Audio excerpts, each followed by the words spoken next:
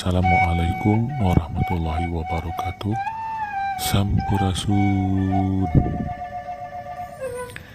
Wilujeng wengi, wilujeng patapang deui sareng simkuring balik jeung channel. Pamirsa sadaya, sabadana urang ngajalankeun ibadah saum anu ke-18. Alhamdulillah urang masih kena dipasihan ku Allah Subhanahu wa taala. Sehat jasmani, sehat rohani, sehingga urang masih tiasa petepung lawung sawah wios di mung di Jomantara. Oke, atuh mudah-mudahan kanggo dinten enjing urang sami-sami ngajalankeun ibadah saum anu ka 18 na Allah Subhanahu wa taala masihan keberkahan oge kasalembetan ka urang sadaya teu hilap. Mudah-mudahan Allah masihan lindungan kanggo ka urang sadaya. Amin Allah ya rabbal alamin. Kanggo dina wengi ieu urang simkuring bade nyandak hiji judul dongeng Sunda. Mudah-mudahan aya pinteungeunana keur urang saarea utamina mah nya ka urang Karawang kitu panginten. Nya umumna mah alam dunya we lah anu terang ka bahasa Sunda mah mangga. Dina wengi ieu simkuring bade nyandak judul dongeng nyaeta Lutung Kasarung. Mungkin sabagian pamirsa sadaya diantawisna aya anu tos apal karena carita ieu, tapi mudah-mudahan sanes kuring ngaguruan ka pamirsanya punten, tapi ieu mah mung hanya sekedar ngemut-ngemut deui mangsa ka tukang urang waktu urang harita sok ngadangukeun dongeng Mang Jaya sang wakepoh panginten kitunya. Ayeuna aku simkuring bade dipedar deui ieu carita Lutung Kasarung teh kumaha caritana gitu. Mangga wilujeng ngadangukeun.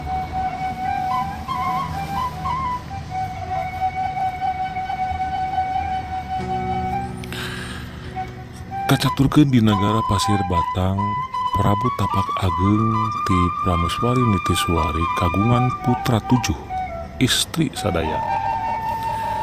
Nuka hiji kakasihna Purbararang, nuka 2 Purba Endah, nuka 3 Purba Dewata, nuka 4 Purba Kancana, anu ka 5 Purba Manik, nuka 6 Purba Leuwih jeung nuka 7 Purbasari. Ngaraos parantos sepuh Prabu Tapak Ageng ngarsakeun ngabagawan bade tatapan di leuweung nu dicadangkeun ngagentos ngeuyeuk dayeuh ngolah nagara teh lain Purbararang putra anu cikal, tapi bet Purbasari putra anu bungsu. Atuh munasabah bae Purbararang asap kaumhak amarahna teu katahan, asa dihina, asa ditincak hulu. Purbasari diusir di dayeuh, dibuang ke Gunung Cupu. Kacaturkeun di kahyangan Guru Minda putra Dewata Cikalna titisan Guriang Tunggal ngimpen gaduh garwa anu sarupa jeung Sunan Ambu. Saurna Sunan Ambu jeung geura boro pijodohan hideup aya nu sarupa jeung Ambu tapi ulah totorojolan, ulah torojogan panginten anggo heula ieu raksukan lutung. Jang gelek ke guru Minda rupa jadi lutung. Katelana Lutung Kasarung. Kacepu deui di nagara Pasir Batang, Prabu Tapak Ageng ngeresakeun hayang tuang daging lutung. Nya nimbalan lengser kudu mentes aki panyumpit ngalalutung ka leuweung. Aki panyumpit gasik gasruk leuweung neangan lutung, tapi dadak sakala leuweung jadi sepi taya sasatoan. bororaan satok kayaning pucan jeung lutung sirum oge taya nu ngarayap cek ilangan nama. Aki panyumpit teh meh pegat pangharepan barang rek mulang dina tangkal peundeuy bet kabeneran manggil lutung keur gugun tayan.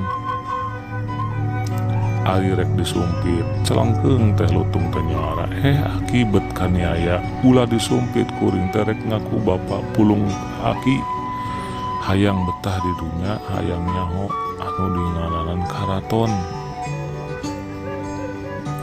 Syukur atuh sok kena turun walau aki panyumpit bengong. Aya lutung bisa ngomong cenah si horeng eta lutung teh lutung kasarung tea namina Dewa Taminda rupa turun kadunya.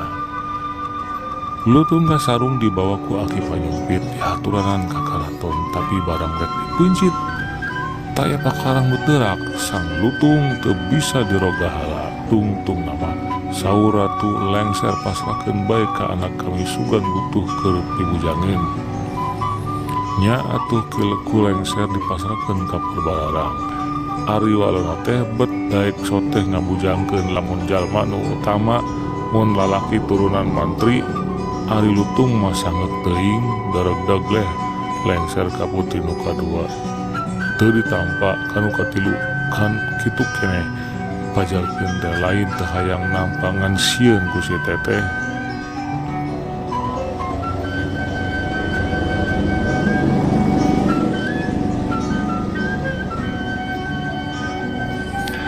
Lengser mulang deui ka Purbararang pok teh nya sok baya atuh bisi pajarna kasihan mama.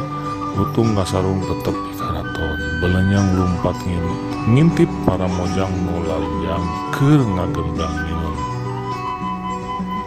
Keur jarongjon ninun ari koloplak teh toropong Purbararang moncor ka kolong bale.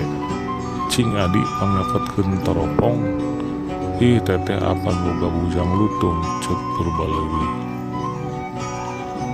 Cing lutung pangyokotkeun toropong di kolong bale diregdeg lutung lumpat ulang ileng tok toropong dicokot ari bereret teh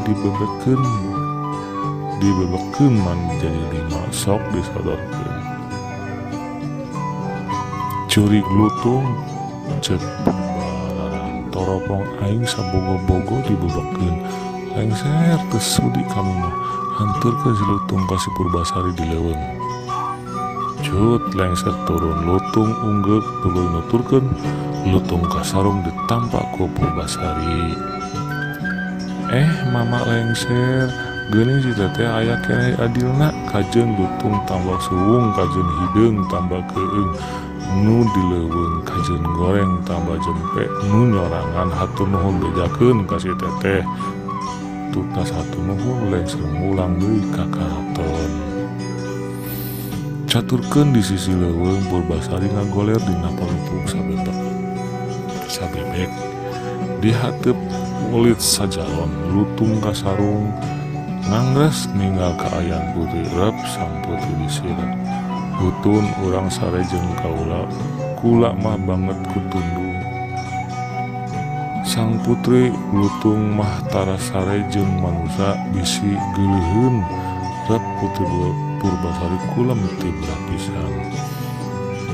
Dedeh teuing putri teh nalangsa pisan aing rek memerda kasuhan awu nedah sapaat para bujangga niat misalin sang putri mungpung sare garentes lutung kasarung guru mina mamalihan raksukan digedogkeun drai baranang siga bentang kakasepan guru minda kahiyangan panejana tenakanan sajiadna katurutan jelek ngajam gelek karatona leuwih agreng ti nagara Purbasari dipangku diebogeun dina kasur 7 tumpang disimbuk sutra banggala disumpal ku benang emas janggelek guru minda jadi lutung deui tapakur di sisi bale kancana. Kabeungharan jeung kamulyaan Purbasari digunung ku sampir-sampir ka nagara Purbararang nu goreng budi tileutik nu goreng lampah ti bubudak beki tambah sirik beki tambah cece berupa-rupa akal dikolektak sangkan aya alasan keur ngarah pati Purbasari. Mimitina Purbasari dipeueuh pati kudu bisa mendet paparakan baranang siang cenah. Leuwih si patahunan mangga saat saputing mun teu bukti tetek beheung keur tandona. Ku pitulung lutung gasarung dibantu Sunan Ambu jeung para bujangga ieu tanjakan teh laksana. Tuluy Purbasari dititah ngala banteng ti leuweung kus kasakten lutung gasarung banteng teh kadungtun ku Purbasari ka nagara. Purbasari dipentes nyieun pakarang tatanen etem berbingkeng jeung jarum potong jeung ditangtang pahade-hade ngahuma. Geus tangtu Purbasari dibere pasir anu panganggarna ari Purbararang mah di tempat nu hade tapi Purbasari unggul keneh. Rupa-rupa ekol Purbararang antukna Purbasari diajak pangeunah-ngeunah olahan paloba-loba samping panjang-panjang buruk pagelis-gelis rupa. Tapi rakyat jeung jaksa nagara mutuskeun weleh Purbasari anu unggul. Tungtungna Purbararang pinuh ku hate dir jeung ucup ngajak pakasep-kasep beuneuh. Pagoreng-gorengna beubeureuh manehna dipubuh dapuguh manusia kakasih Indrajaya sakasep-kasep membeubeureuh Purbasari menyalutung meureun kitu pikirna. Purbasari eleh tenggekeun tenggekna kari saketokeun diteuk-teuk. Cunduk kana waktuna lutung gasarung manggih putri panyileukanana putri nu kasosorot jeung Sunan Ambu Purbasari teh lutung gasarung ngagedongkeun raksukanana baranyai hurung ngajanggelek jadi guru minda deui. Indrajaya ngamuk tapi teu bisa majar kumaha kaunggulan kadijayaannana. Purbasari ngadeg ratu di Pasir Batang jadi pamaswari guru minda ari Purbararang jeung saderekna nu opat deui dihukum kudu jadi pangangon. Indrajaya mah dihukum jadi pangarit. Dibekelan ari timah ngan anu pangais bungsu Purbaleuwi anu welasan. Ti baheula ka Purbasari ditikahkeun ka Ki Bagus Lembu Halang. Ciptaan tina raksukan lutung gasarung jadi papati di Pasir Batang. Tah rupina ieu dongeng teh mung sakitu jadi ieu mah lalakon lutung kasarung sareng Purbasari kitu. Mudah-mudahan para wargi sadaya dongeng lutung kasarung ieu sing aya guna sareng manfaat mapikeun kahirupan urang. Kitu margi anu namina hirup teh urang berarti nguruan kudu nekadkeun dina kudu kahadean gitu supaya ulah nepikeun ka kos Purbasarang gitu kirang langkung. Mangga atuh kasadayana saat acara kantun sing puring amit mungkur wilujeng ngajalankeun ibadah sauma anu ka-18 dina dinten enjing. Mangga kasadayana permios. Wassalamualaikum warahmatullahi wabarakatuh. Sampurasun.